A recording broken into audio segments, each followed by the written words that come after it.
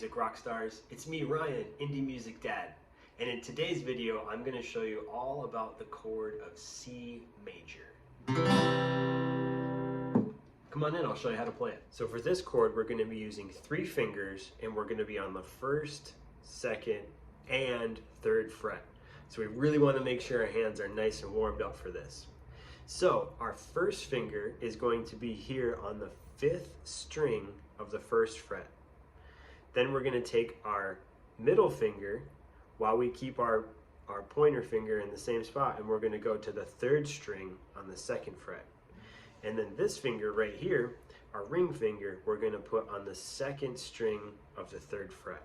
So we're stretching all the way across. So 1st finger here in the 5th string, 2nd fret, stretching up to the 3rd string of the 2nd fret, and then the 2nd string of the 3rd fret. And then with our thumb or our pick, we're going to play 5 strings. And that is the chord of C major. Now that we're in the chord shape, let's do 5 down strokes together. Ready? Go. 1, 2, 3, 4, 5.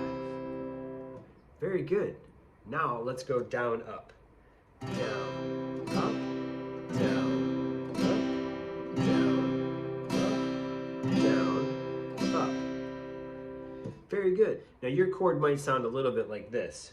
And that's okay. All that means is we need to get a little bit more pressure on those strings. And if it helps, you can tuck your thumb back behind the fretboard and get that extra little leverage to be able to pinch those strings. So your chord sounds like that. Now I'll tell you, this is a difficult chord to play, so if it's a little hard for you at first, that's okay. The quickest way to make it easier is just to keep practicing a little bit every day. So just come back to this video, just watch it a couple of times a day, and before you know it, C major will be one of your favorite chords.